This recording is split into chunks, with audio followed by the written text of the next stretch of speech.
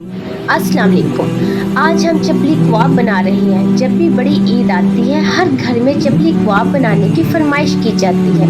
इसी तरह मेरे घर वालों ने भी चपली कबाब बनाने की फरमाइश की। मैंने कहा गोश्त का कीमा बना कर लाओ, चलो अब चपली कबाब बनाते हैं।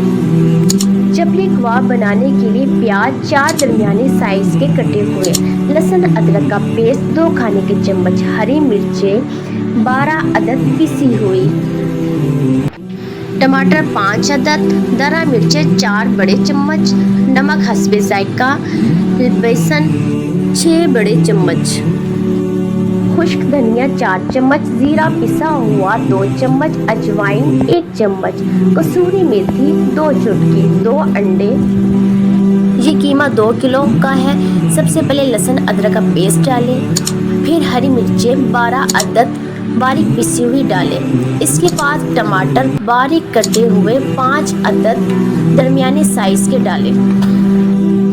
इसके बाद 4 बड़े चम्मच दरा मिर्चे के और हस्बे ज़रूरत नमक, 4 चम्मच खुश्क धनिया मोटा कुटा हुआ, 2 चम्मच ज़ीरा, अजवाइन 1 चम्मच और थोड़ी सी कसूरी मेथी डाल दें। बारीक कटी हुई प्याज, कोशिश करें प्याज का पानी निकाल लें और खुश्क प्याज डालें। 6 बड़े चम्मच बेसन के, अगर कीमे के अंदर पानी महसूस हो तो आप थोड़ा सा बेसन और मिला दें। 2 अंडे। अब कीमे के अंदर इन तमाम चीज़ों को अच्छी तरह हाथों के साथ मिक्स कर लें। अब थोड़ा सा कीमा हाथ में लें और हाथों की हथेली पर गोल शेप देकर पतली पतली टिक्कियाँ बना लें। डिश या प्लेट पर तमाम टिक्कियाँ अपने हाथों से बनाकर इन पर रख दें। पहले चूल्हे की आंच को तेज़ कर लें, फिर उसके बाद हल्की आंच पर तमाम टिक्कियों को फ्राई कर लें। जब एक तरफ से अच्छी तरह गोल्डन हो जाए तो दूसरी तरफ साइड बदल दें।